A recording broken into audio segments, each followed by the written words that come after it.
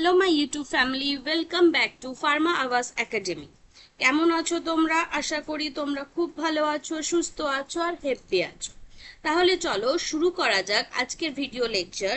আজকে আমি তোমাদেরকে এই ভিডিওতে বায়োকেমিস্ট্রি চ্যাপ্টার 8 মেটাবলিজমের পার্ট 2 করাবো, যেখানে তোমরা জানবে ক্রেব সাইকেলের পাথওয়ে। এর আগের পার্টে আমরা যেরকম জেনেছিলাম গ্লাইকোলাইসিসের পাথওয়ে, এই পার্টে আমরা জানবো হচ্ছে সাইট্রিক অ্যাসিড পাথওয়ে। এবার চলো দেরি না করে শুরু করা যাক আজকের আমাদের এই ভিডিও লেকচার। তাহলে আমরা এটার সাইট্রিক অ্যাসিড পাথওয়ে কিভাবে হচ্ছে এটা জানার আগে, এটার পুরো ডিটেলসটা জানার আগে আমরা কিছু মানে এর সম্পর্কে জেনে নিই।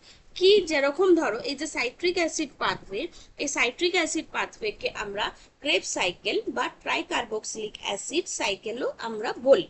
তাহলে সাইট্রিক অ্যাসিডকে আমরা আরো কি নামে জানলাম? সাইট্রিক অ্যাসিড পাথওয়েকে আমরা ক্রেব সাইকেল নামেও জানলাম, ট্রাইকার্বক্সিলিক অ্যাসিড সাইকেলের নামেও জানলাম, যেটাকে শর্টে আমরা বলি হচ্ছে টিসিএ। তো তোমাদের এক্সামে তোমার সাইট্রিক অ্যাসিড পাথওয়ে না দিয়ে ক্রেব সাইকেল পাথওয়েও দিতে পারে, বা তোমার টিসিএ সাইকেলও দিতে পারে। যেটাই দিক না কেন তোমাদের কিন্তু এই সাইকেলটাকেই তোমাদের আঁকতে হবে, বা এই সাইকেলের ব্যাপারেই তোমাদেরকে ওইখানে বলতে হবে। তাহলে আগের ক্লাসে আমরা যেরকম পড়েছিলাম গ্লাইকোলাইসিসের ব্যাপারে, যেখানে আমাদের গ্লাইকোলাইসিসকে আমরা কি করছিলাম, ভাঙছিলাম, ব্রেক করছিলাম, করতে করতে আমরা পাইরুভেট অবধি এনেছিলাম। গ্লাইকোলাইসিসের এন্ড পয়েন্ট কি ছিল? পাইরুভেট। পাইরুভেট অবধি এনেছিলাম, তাই তো? পাইরুভেট অবধি এনেছিলাম। এবার এই যে তোমার পাইরুভেট যেটা ছিল, ওইখান থেকে যা আমরা এনার্জি পেয়েছিলাম, তার থেকে আরো বেশি এনার্জি পাওয়ার জন্য, এই যে গ্লুকোজ থেকে পাইরুভেট অবধি আসার জন্য যে যতটা এনার্জি পেয়েছিলাম, আমরা কেন গ্লাইকোলাইসিস পাথওয়ে করছিলাম? আমাদের এনার্জি পাওয়ার জন্য। কিভাবে আমাদের বডিতে এনার্জি তৈরি হচ্ছে। এবার ওই অবধি যতটা না এনার্জি পেয়েছিলাম, ওর থেকে আরো বেশি এনার্জি পাওয়ার জন্য আমরা কিন্তু এই ক্রেব সাইকেল দিয়ে সেই এনার্জিটাকে তৈরি করি। মানে গ্লাইকোলাইসিস অবধি যেটুকু এনার্জি ছিল, তার থেকে আরো বেশি এনার্জি পাওয়ার জন্য আমরা এই সাইক্লিক অ্যাসিড বা সাইট্রিক অ্যাসিড পাথওয়ের মাধ্যম দিয়ে আরো এনার্জি কিন্তু আমরা গেইন করি। এবার তোমাদের আমি এটা আরেকটু ভালো এক্সাম্পল দিয়ে বোঝাই। এখন দেখো আমাদের কিন্তু গরমকাল চলছে, তো এই গরমকালে আমরা কম বেশি সবাই কি করি, মানে সুগার কেনের জুস খাই, বা হচ্ছে তোমার আখের রস খাই।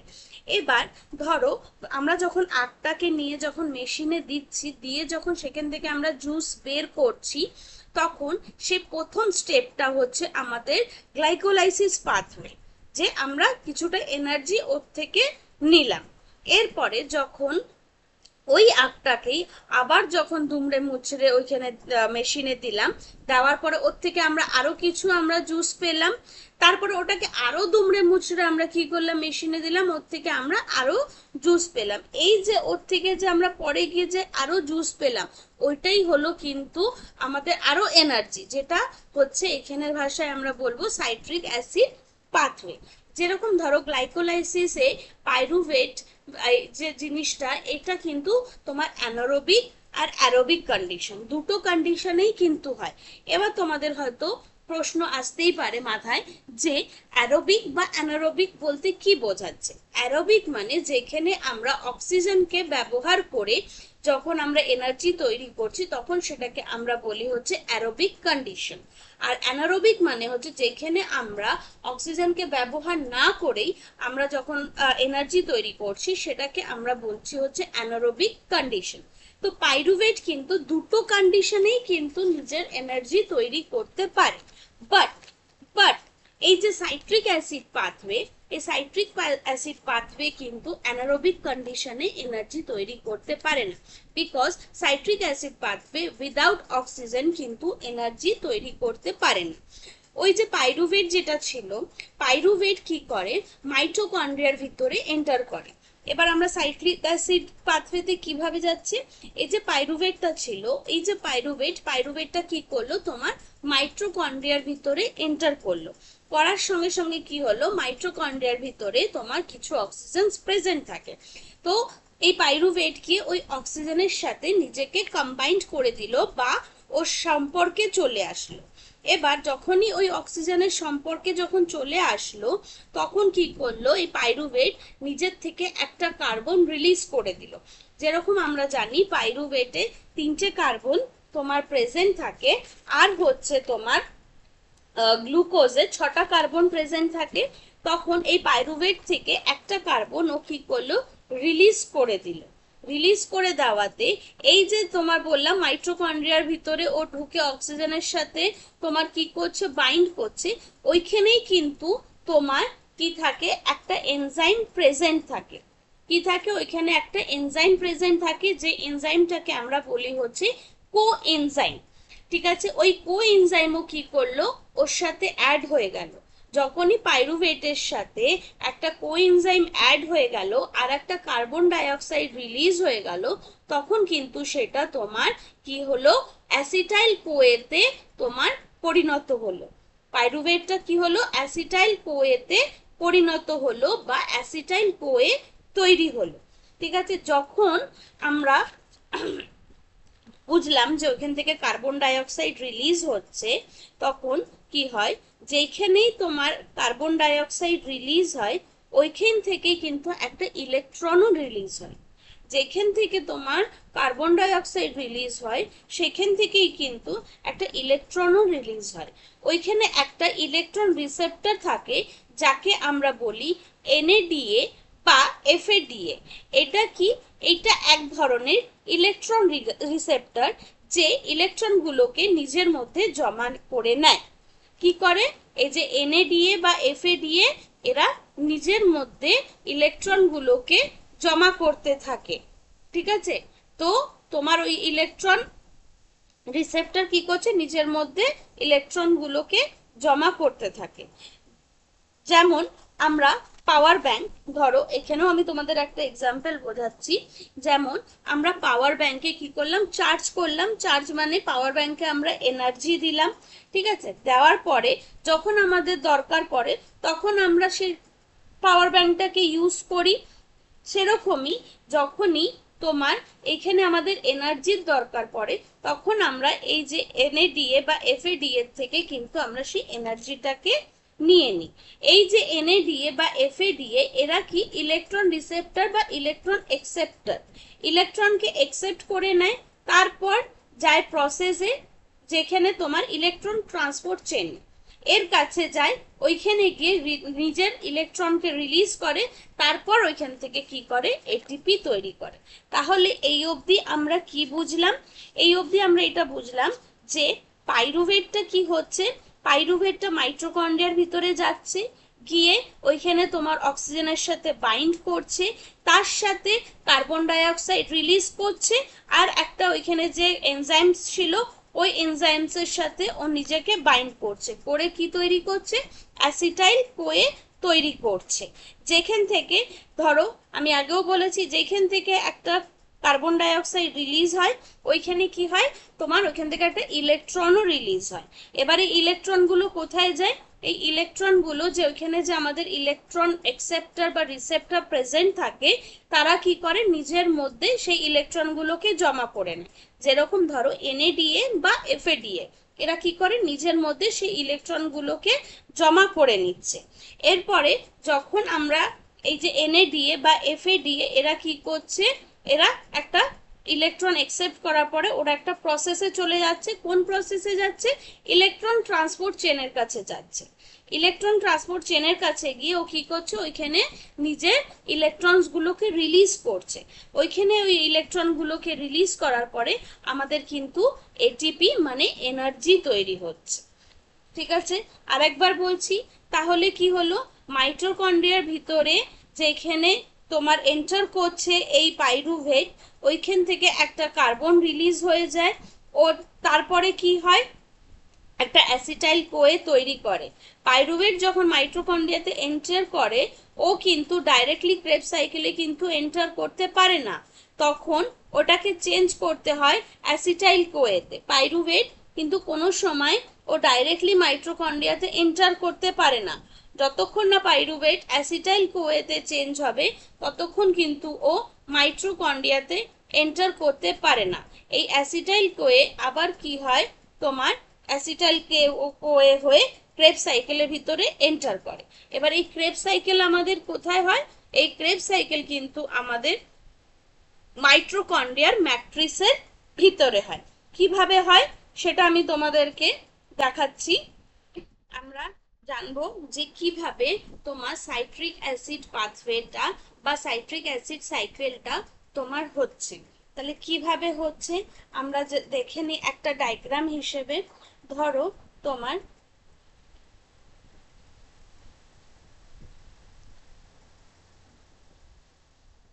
এটা একটা মাইটোকন্ড্রিয়া, ঠিক আছে? এইটাকে আমরা বলি হচ্ছে আউটার মেমব্রেন, এইটাকে বলি হচ্ছে আমরা ইনার মেমব্রেন, এইটাকে আমরা বলি হচ্ছে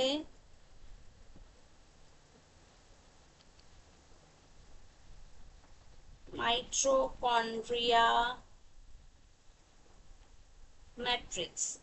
এর ভিতরেই কিন্তু আমাদের ক্রেবস সাইকেলসটা হয়।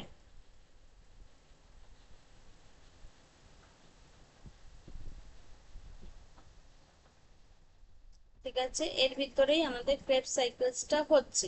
কিভাবে হচ্ছে? এইখান থেকে ধরো পাইরুভেটটা এই মাইটোকন্ড্রিয়াতে এন্টার করছে, ঠিক আছে? কিভাবে এন্টার করছে? একটা CO2 রিলিজ করছে, একটা ইলেকট্রন একটা ইলেকট্রন কি করছে? রিলিজ করছে। ইলেকট্রনকে একসেপ্ট করছে, এনে ডি একসেপ্ট করছে, করে এখানে তোমার অ্যাসিটাইল কোএ, অ্যাসিটাইল কোএ হচ্ছে। কিভাবে হচ্ছে? একটা কার্বন ডাই অক্সাইড রিলিজ করছে, ঠিক আছে? একটা কার্বন ডাই অক্সাইড রিলিজ করছে, তার সাথে একটা এনজাইম অ্যাড হচ্ছে, ঠিক আছে? এনজাইম অ্যাড হচ্ছে, প্লাস প্লাস একটা ইলেকট্রন রিলিজ হচ্ছে। কি বলেছিলাম? যখনই একটা কার্বন ডাই অক্সাইড রিলিজ হয় তার সাথে কিন্তু একটা ইলেকট্রনও রিলিজ হয়। যখন রিলিজ হচ্ছে তখন একটা এনজাইমসের সাথে বাইন্ড করছে, যেটাকে আমরা বলি হচ্ছে কো এনজাইম। তাকে কি বলি? কো এনজাইম বলছি বলে। তাহলে এগুলো হওয়ার পরে তোমার একটা কি হচ্ছে? অ্যাসিটাইল কো এ, অ্যাসিটাইল কো এ ফরমেশন হচ্ছে। এই অ্যাসিটাইল কোএ কি করছে? এই ম্যাট্রিক্সে ঢুকছে। কি করছে তোমার? এই ম্যাট্রিক্স মাইটোকন্ড্রিয়া ম্যাট্রিক্সে ঢুকছে, ঢুকে তোমার পুরো ক্রেবস সাইকেলটাকে তৈরি করছে। কি করছে? পুরো ক্রেবস সাইকেলটাকে তৈরি করছে। আশা করি এই অবধি আমি তোমাদেরকে পুরোটা বোঝাতে পেরেছি। কি হলো তাহলে পুরো ব্যাপারটা? পুরো ব্যাপারটা তাহলে আমরা যদি দেখি, তাহলে পুরো ব্যাপারটা এটাই হলো যে সরি পাইরুভেট, পাইরুভেটটা কি হচ্ছে? অ্যাসিটাইল কোএ হচ্ছে। কিভাবে হচ্ছে? একটা কার্বন ডাই অক্সাইড রিলিজ করে তার সাথে একটা ইলেকট্রন রিলিজ করে তোমার একটা এনজাইমসে অ্যাড করে তোমার কি হচ্ছে? এই অ্যাসিটাইল কোএ হচ্ছে, ঠিক আছে? এটা হলো আমাদের first step of Krebs cycle. কি হলো? First step of Krebs cycle. এবার আমরা দেখব ক্রেবস সাইকেলটা কিভাবে। ক্রেবস সাইকেলটা তোমার পুরোপুরি আমাদের মাইটোকন্ড্রিয়া অবধি বুঝলে যে কিভাবে কি হলো। এরপরে আমরা দেখব পুরো সাইট্রিক অ্যাসিড পাথওয়েটা বা ক্রেবস সাইকেলটা কিভাবে আমাদের মাইটোকন্ড্রিয়ার ভিতরে হচ্ছে। তাহলে এই যে পুরো ক্রেবস সাইকেলটা, এই পুরো ক্রেবস সাইকেলটাকে মুখস্থ করার জন্য আমি তোমাদের জন্য একটা ট্রিক্স নিয়ে এসেছি। কি ট্রিক্স নিয়ে এসেছি? সেই ট্রিক্সটা হলো, এটাকে মনে রাখার জন্য আমাদের কি করতে হবে? আমাদের মনে রাখতে হবে যে সব থেকে প্রথম ওয়ার্ডগুলো যেটা হলো CIK, S,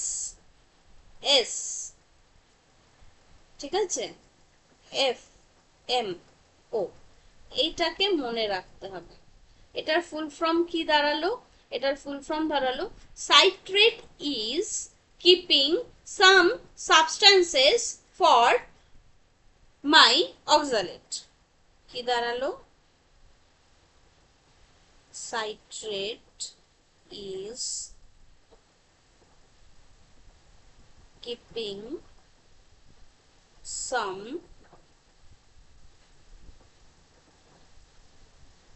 substances for my oxaloacetate।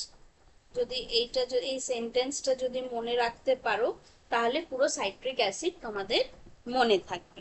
তাহলে এই সাইট্রিক অ্যাসিডটা এইভাবে আমরা কিভাবে মনে রাখবো সেটা আমরা এখন এখানে জেনে নেব, যে এই ফর্মুলাতে বা এই ট্রিক্সে আমরা সাইট্রিক অ্যাসিড কিভাবে মনে রাখবো।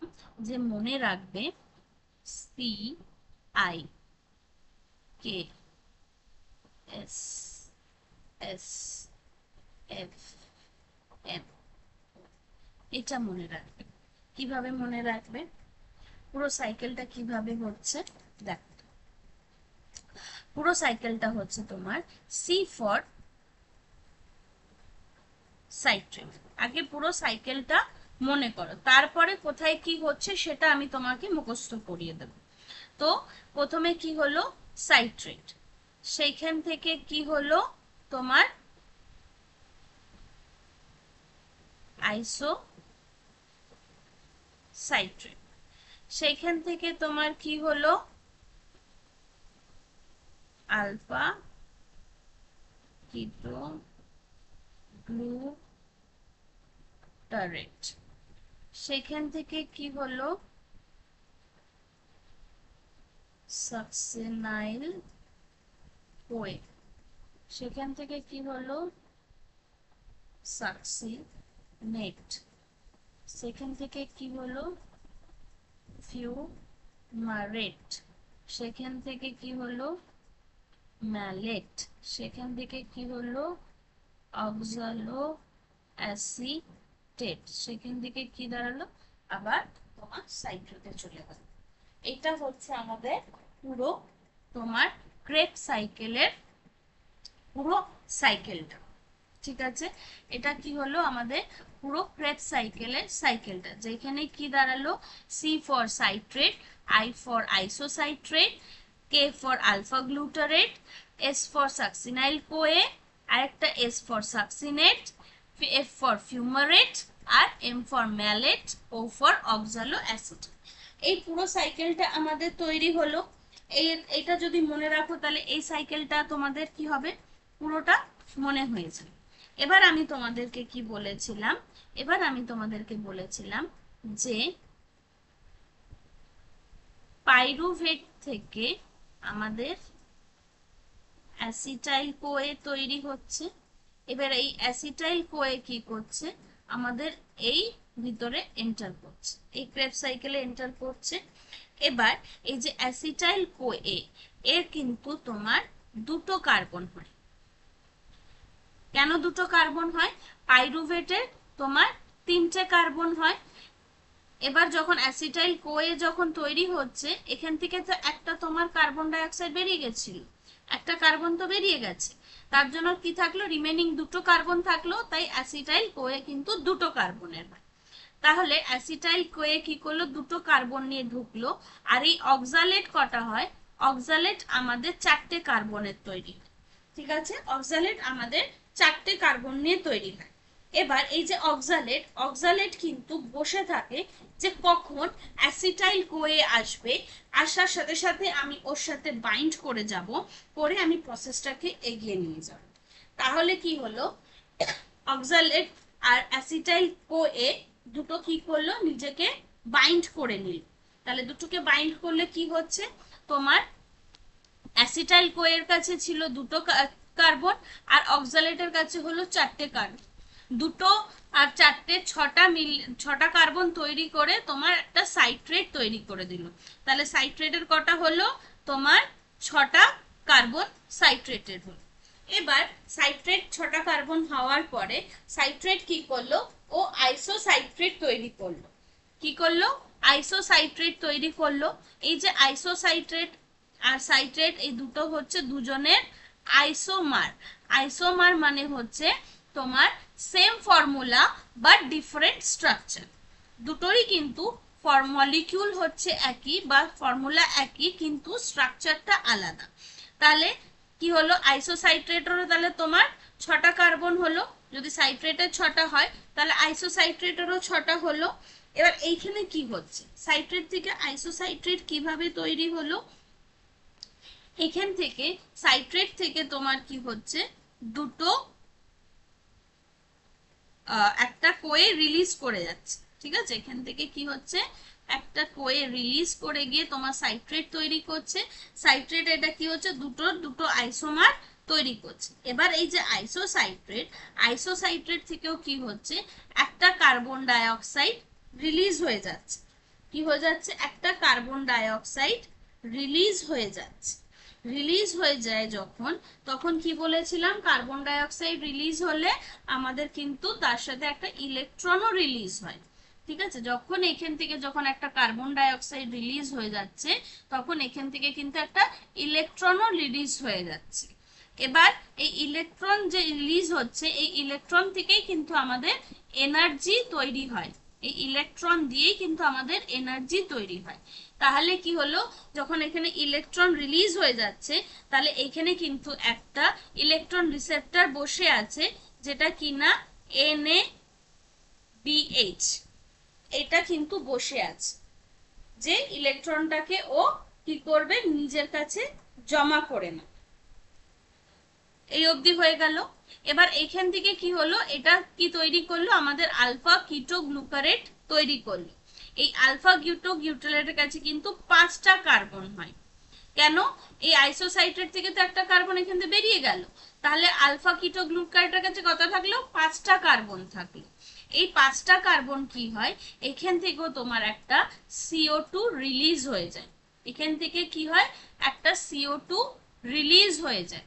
রিলিজ হয়ে গেলে কি বলেছিলাম? একটা ইলেকট্রনও রিলিজ হয়। তাহলে এখানে কি হলো? তোমার একটা ইলেকট্রন রিলিজ হয়ে গেল, যেটা কি তৈরি করলো? NAD থেকে NADH। এই যে রিলিজ করলো, এ কি করলো? অ্যাকসেপ্ট করে NADH তৈরি করে ফেললো। ঠিক আছে, আর কি করলো? এখান থেকে তোমার এখানে একটা কোএনজাইমস মানে CoA, এই এনজাইমটা কিন্তু রেডি বসে থাকে, যে যেখানে সেখানে ও নিজেকে যাতে পুট করে দিতে পারে। তাহলে এইখানে একটা এনজাইমস অ্যাড হলো CoA, হয়ে কি হলো? আমাদের এই সাকসিনাইল CoA তৈরি হয়ে গেল।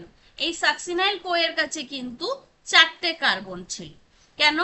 এই কি আলফা গ্লুকারেট থেকে তো একটা কার্বন বেরিয়ে গেল, তার জন্য কি হলো? সাকসিনাইল CoA এর কাছে কিন্তু 4টে কার্বন হলো। এই CoA এর এন্ট্রি হয়, ওইখান থেকেই CoA রিলিজ হয় আর এটিপি তৈরি হয়ে যায়। এখানে কি হচ্ছে? এখান থেকে একটা CoA রিলিজ হয়ে যাচ্ছে, হয়ে গিয়ে তোমার কি হচ্ছে? এটিপি তৈরি করে নিচ্ছে। এটিপিটা তৈরি করে এডিপিতে তোমার ট্রান্সফার করছে। এটিপিটা তৈরি করে এডিপিটা তৈরি করছে। ঠিক আছে, এবার এই সাকসিনেট কি করছে? সাকসিনেটের কাছে তাহলে কি থাকছে? যেহেতু এখান থেকে কোনো কার্বন রিলিজ হলো না, তার মানে সাকসিনেটেরও কাছে তোমার 4টেই কার্বন থাকলো। এই যে কার্বন, এ কি করছে? এইখানে FADA মানে একটা ইলেকট্রন রিলিজ হলো FADA, আর তৈরি করছে হচ্ছে FADH, তৈরি করে ফেলছে। এবার ফিউমারেট থেকে কি হচ্ছে? ফিউমারেটের কাছেও তাহলে 4টে কার্বন, কারণ কোনো রকম কোনো কার্বন রিলিজ হলো না, 4টে কার্বন হয়ে এখানে কি হচ্ছে? H2O এর এন্ট্রি হচ্ছে, হয়ে তোমার ম্যালেট তৈরি করে দিচ্ছে। H2O রিলিজ হয়ে এখানে তোমার ম্যালেট তৈরি করে দিচ্ছে। ঠিক আছে, এবার ম্যালেট থেকে কি হচ্ছে? তোমার অক্সালো অ্যাসিটেট তৈরি হয়ে যাচ্ছে। এই যে পুরো প্রসেসটা যে হলো, এই পুরো প্রসেসটা কিন্তু তোমার এর থেকে কতটা এনার্জি পেলাম সেটাও কিন্তু আমাদেরকে দেখতে হবে। তাহলে আশা করি তোমাদের পুরো এই সাইকেলটা বোঝা গেল। এবার আমি এখানে তোমাদের ইমেজটা দিয়ে বোঝাই যে কি হচ্ছে। এতক্ষণ তো তোমাদের আমি রাফ মুখে বলে বোঝালাম, এবার ইমেজটা দিয়ে বোঝাই যে কি হচ্ছে। এই দেখো এখানে অ্যাসিটাইল কোয়ে ছিল, অ্যাসিটাইল কোয়ের থেকে কি হলো, একটা কোয়ে রিলিজ হয়ে গেল, হয়ে তোমার সাইট্রিক অ্যাসিড তৈরি। এবার এই সাইট্রিক অ্যাসিড থেকে তোমার আইসোসাইট্রিক অ্যাসিড তৈরি হল। সাইট্রিক অ্যাসিড থেকে কি হলো, আমাদের আইসোসাইট্রিক অ্যাসিড তৈরি হলো। হওয়ার পরে কি হলো, এই সাইট্রেট থেকে আমাদের একটা কার্বন ডাই অক্সাইড বেরিয়ে গেল। আর কার্বন ডাই অক্সাইড বেরিয়ে যাচ্ছে মানে একটা ইলেকট্রনও বেরাচ্ছে, একটা ইলেকট্রন বেরাচ্ছে মানে সেখানে একটা ইলেকট্রন অ্যাকসেপ্টর থাকবে, সেটা কি করলো, NADH তোমার তৈরি করলো। এবার সেখানে ওই NADH টা তৈরি করার পর এখানে কি হলো, আলফা গ্লুকোক্লিটারেট তোমার তৈরি হলো। এটা কটা কার্বনের হয়, এটা তোমার 5টা কার্বনের হয়। কেন, তোমার এইখান দিয়ে তো একটা কার্বন বেরিয়ে গেল, তার জন্য এটা 5টা কার্বনের হয়। এবার 5টা কার্বনের হচ্ছে, এখান থেকেও কি হলো, তোমার একটা CO2 বেরিয়ে গেল। একটা CO2 বেরিয়ে যাওয়া মানে একটা ইলেকট্রনও বেরালো, সেই ইলেকট্রনটাও এখানে অ্যাকসেপ্টর রইলো, সেটাকে অ্যাকসেপ্ট করলো, NADH অ্যাকসেপ্ট করলো। হওয়ার পরে এবার এইখানেই কি হচ্ছে, এই যে তোমার CO2 বেরিয়ে গেল আর NADH হলো, এখানে কিন্তু একটা তোমার এনজাইমও অ্যাড হলো, যেটা বলে কোয়ে। এই কোয়েটা কিন্তু বসে থাকে যে যেখানে আমি জায়গা ফাঁকা পাবো আমি সেখানেই ঢুকে পড়বো। তো এই কোয়েটা অ্যাড হয়, এটা কি হলো, সাকসিনাইল কোয়ে হলো। এই যে সাকসিনাইল কোয়ের কাছে কিন্তু 4টে কার্বন বেঁচে থাকে। এবার কি হলো, এই সাকসিনাইল কোয়ের এখান থেকে তোমার কোয়ের থেকে কি হলো, কোয়েটা রিলিজ হয়ে গেল, এনজাইম আবার বেরিয়ে গেল, গিয়ে তোমার কি হলো, এটিপি তৈরি হয়ে গেল। সেটা এটিপি কিভাবে তৈরি হলো, মানে এডিটি কে রিলিজ ইউজ করে এটিপি তৈরি হয়ে গেল। এরপরে কি হলো, সাকসিনেট কি করলো, সাকসিনেটেরও 4টে কার্বন থেকে গেল, ও কি করলো, ওইখানে FAD কে তোমার FADH এ পরিণত হলো। হওয়ার পরে কি হলো, তোমার ফিউমারেট তৈরি হলো। ফিউমারেটে কি হলো, তোমার একটা মানে H2 এর এন্ট্রি হওয়াতে কি হলো, তোমার ম্যালেট তৈরি হয়ে গেল।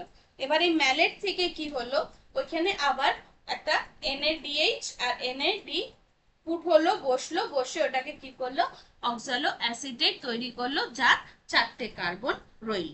এই যে দেখো, শুরু হলো অক্সালোর থেকে আর শেষও হলো তোমার অক্সালো অ্যাসিটেট থেকে শেষ। তাহলে এই যে পুরো যে তোমার যেখানে থেকে শুরু হলো সেখানে গিয়েই শেষ হলো, সেই সেম জিনিসটাকে তৈরি করলো, তার জন্য এটাকে আমরা বলি হচ্ছে ক্রেবস সাইকেল। আশা করি আমি তোমাদের এই পুরো প্রসেসটা বোঝাতে পেরেছি। এই পুরো তোমাদের সাথে আমি শেয়ার করতে পেরেছি যে কিভাবে তোমরা এই সাইট্রিক অ্যাসিড পাথওয়েটাকে মনে রাখতে পারবে। Thank you.